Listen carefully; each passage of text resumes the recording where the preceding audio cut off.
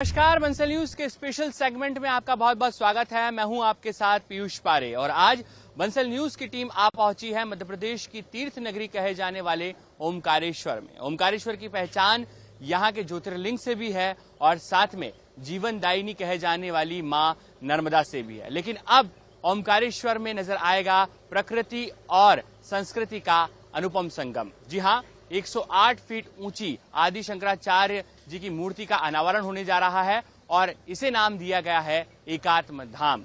आखिर क्या कुछ खास है एकात्म धाम में और किस तरीके से यहां पर स्टैच्यू ऑफ वननेस के जरिए मध्य प्रदेश धार्मिक पर्यटन के साथ साथ में संस्कृति को भी बढ़ावा देने की तरफ एक और बड़ा कदम आगे बढ़ा रहा है। चलिए दिखाते हैं हम आपको इस खास पेशकश में।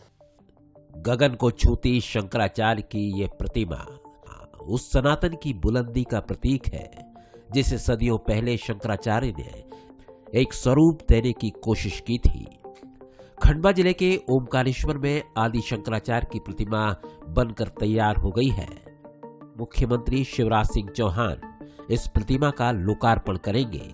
मानधाता पर्वत पर विराजित इस प्रतिमा को अष्टधातु से तैयार किया गया है, जिसे बनाने में देश भर के ख्यातनाम कलाकारों और इंजीनियरों ने हिस्सा लिया है।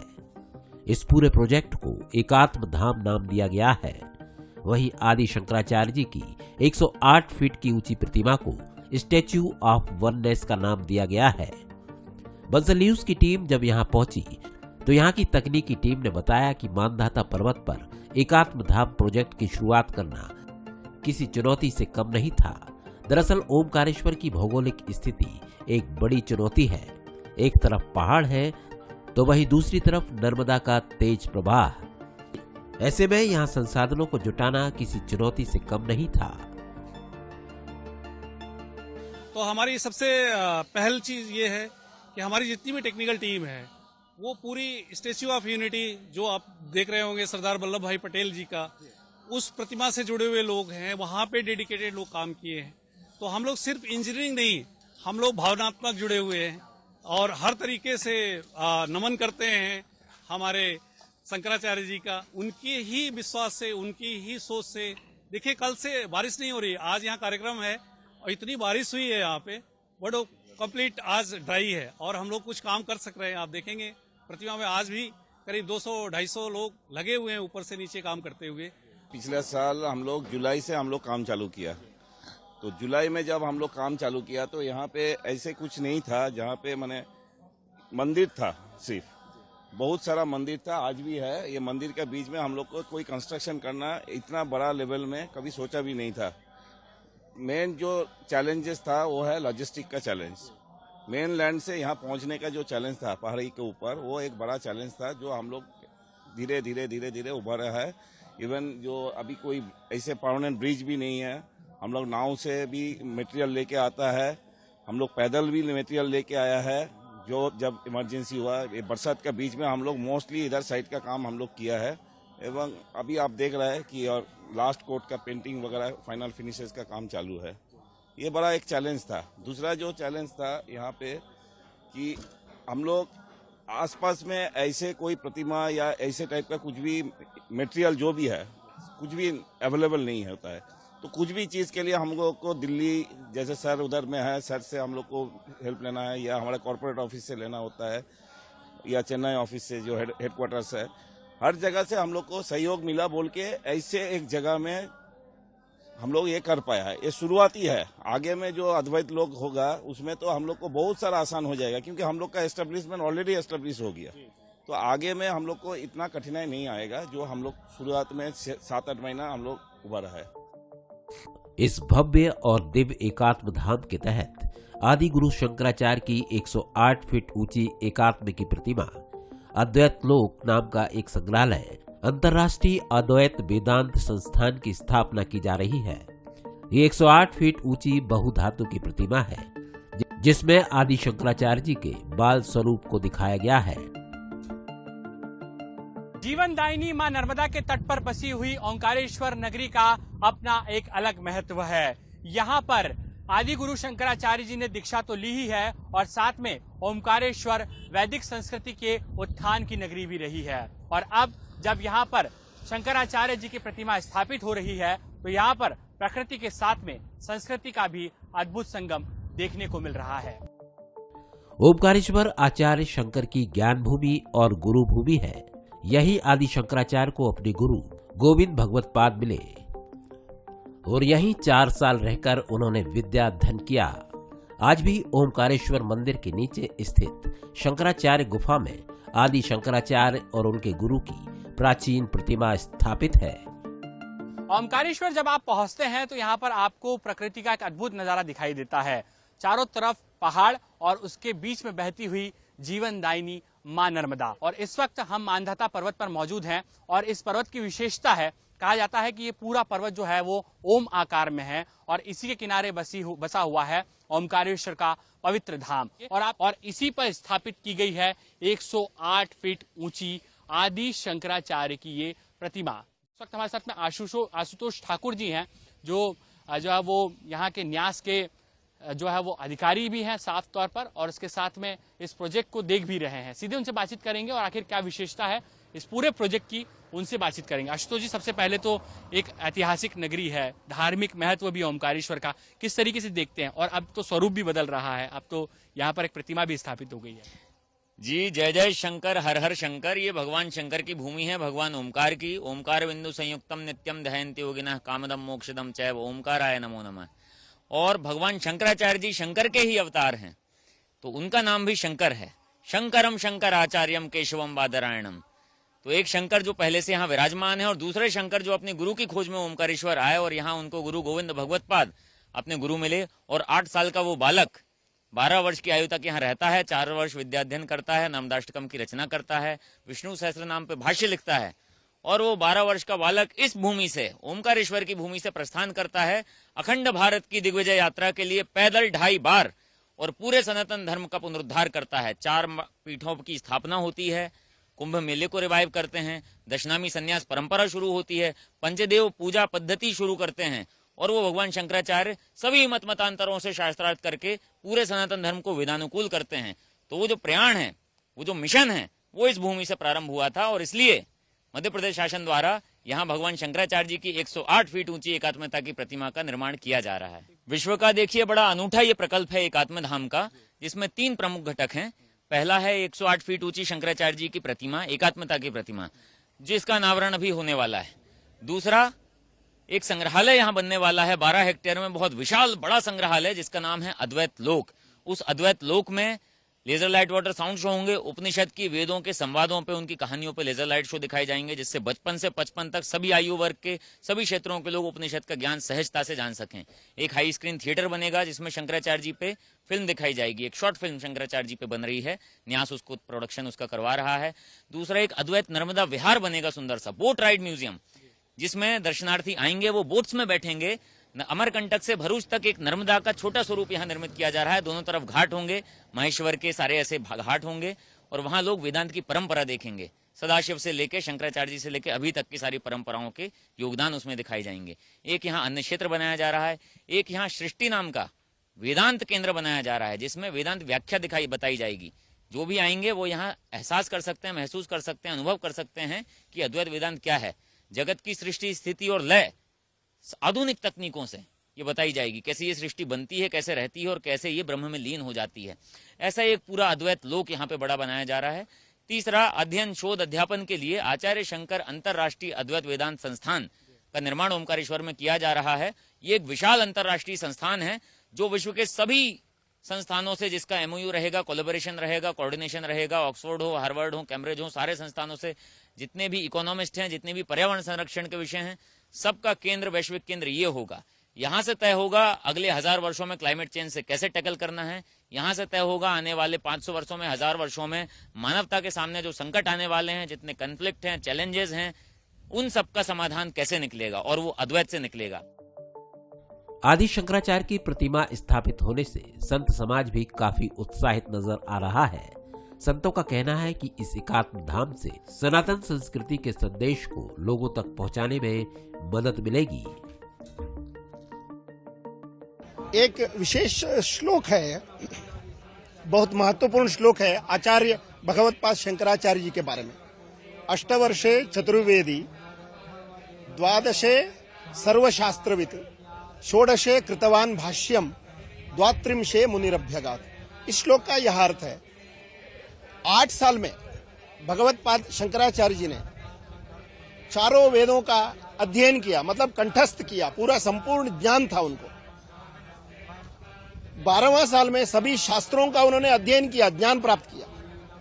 16वें साल में ये जो प्रस्थान त्रय का, उपनिषद का, गीता का, उन्होंने ब्रह्मसूत्र का भाष्य किया।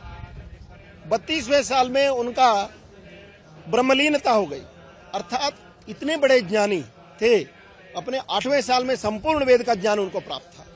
यहाँ जो एकात्म धाम में वह जो परंपरा है, उस परंपरा का स्मरणार्थ महर्षि संदीपनी राष्ट्रीय वेद विद्या प्रतिष्ठान, जो भारत सरकार की संस्था है, मध्य प्रदेश शासन से हमको निवेदन प्राप्त हुआ, इस महर्षि संदीपनी वेद विद्या प्रतिष्ठान द्वारा यह वेद पारायण, सर्व शाखा वेद पारायण कराया जाए।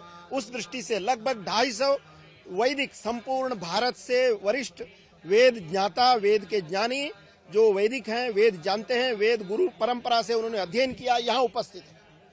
यहाँ वेद पारायण में वे आए हैं। तो आज के दिन में 15, 16, 17, 18, 19 यह 5 दिन सभी शाखाओं का निरंतर वेद पारायण चलेगा। यहाँ इस मंडप में चलेगा, यह वेद पारायण मंडप है। इस मूर्ति की डिजाइन तैयार करने वाले मूर्तिकार भगवान रामपुरे बताते हैं कि पहले मुझे इस प्रोजेक्ट में सबसे पहले सलाहकार के तौर पर लाया गया था, बाद में आर्टिस्ट के तौर पर काम करने लगे। इस मूर्ति को बनाने के लिए देश के 15 नामी मूर्तिकारों को बुलाया गया। उन्हें वासुदेव कामत की बनाई पेंटिंग देकर वैसी ही प्रतिमा बनाने के लिए कहा गया था। जो भोपाल में शंकर न्यास जो है, उन्हीं की कल्पना है कि अपने मुख्यमंत्री जी की जो संकल्पना है वो उसको साकार करने के लिए हमें बुलाया गया है। और हमें अच्छा लगा कि ये आचार्य जी का इतना बड़ा भव्य शिल्प में हमारा योगदान, उन्होंने कहना तो ये चाहिए कि उन्हीं का आशीर्वाद से ये सब कुछ बन रहा है। इससे पहले कौन कौन सी आपने प्रतिमाओं का निर्माण किया, खासतौर पर क्योंकि स्टैच्यू ऑफ वननेस अपने आप में एक बड़ा उदाहरण है, मध्य प्रदेश के लिए नहीं पूरे देश के लिए। जी आप इसके पहले अगर बॉम्बे स्टॉक एक्सचेंज अगर अब आपको पता होगा तो उसका जो बुल है वो हमने बनाया हुआ है। ऐसे बहुत से है, लेकिन जो जिससे सर्वसाधारण लोग भी जो जानते हैं तो वो स्कल्पचर से जानते। Actually, this is a very difficult task because we have no references of acharyas. Especially this statue, Mukhyamantri ji proposal is that will be in childish pose. In the childish phase, we have to incorporate that prema, bhakti, karuna, jnanam, and vairagya also, all the qualities, and we have to incorporate in that childish phase. It's too much difficult, but the great artist Sri Vasudev Kamatji provided a wonderful painting. Then our Bhagwan Rampuri ji converted into real physical form, 3D form, with a lot of hard working and their great talent. समानता की प्रतिमा यानी statue of oneness भव्यता और आध्यात्मिक महत्व के कारण भी चर्चाओं में है। मध्य प्रदेश कैबिनेट ने स्टैच्यू ऑफ वननेस परियोजना के निर्माण के लिए 2141 करोड़ से ज्यादा का बजट आवंटित किया है, जो अपनी समृद्ध सांस्कृतिक और धार्मिक विरासत को संरक्षित करने के लिए राज्य की प्रतिबद्धता का प्रतीक है। यही उन्हें ज्ञान प्राप्त हुआ था, गुरु मिले थे, और जो भारत का मूल संदेश है कि सब में एक ही चेतना है, दो कहीं है ही नहीं। जो चेतना मुझ में है वो आप में भी है, और इसलिए हम एक हैं। ये एकात्मता का संदेश पूरे जगत को यहां से जाएगा,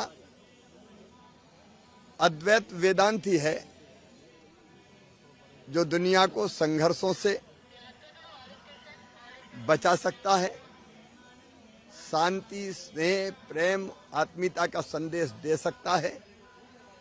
मेरा विश्वास है कि एकात्म धाम एक नई प्रेरणा संपूर्ण विश्व को देगा। संघर्ष नहीं शांति, घृणा नहीं प्रेम, समन्वय, एक अद्भुत रचना यहाँ एकात्म धाम की हो रही है। एकात्म धाम में शंकराचार्य से जुड़ी चित्रकथाएं, laser light, water sound show, उनके जीवन पर फिल्म, सृष्टि नाम का अद्वैत व्याख्या केंद्र, नर्मदा विहार, अन्य क्षेत्र और शंकर कलाग्राम विकसित किया गया है। एक पारंपरिक गुरुकुल भी यहाँ स्थापित किया जाएगा, जिसके साथ ही 36 हेक्टेयर में अद्वैत वन भी विकसित किया जा रहा है। प्रतिमा के अलावा परियोजना का बाकी काम दिसंबर 2024 तक पूरा हो जाएगा। ओमकारेश्वर के स्टैच्यू ऑफ वननेस की बात करते हुए भोपाल के ट्राइबल म्यूजियम का जिक्र करना भी जरूरी हो जाता है। इस म्यूजियम में आदि गुरु शंकराचार्य की कई मूर्तियां रखी हुई हैं और इन्हीं मूर्तियों में से एक की प्रतिकृति ओमकारेश्वर में बनाई जा रही है। मध्य प्रदेश की तीर्थ नगरी ओमकारेश्वर में विश्व बंधुत्व एवं एकात्मता के प्रतीक के रूप में एकात्म धाम का विकास किया जा रहा है और इसी दिव्य और भव्य एकात्म धाम के अंतर्गत आदि गुरु शंकराचार्य जी की अलौकिक प्रतिमा स्थापित की जा रही है।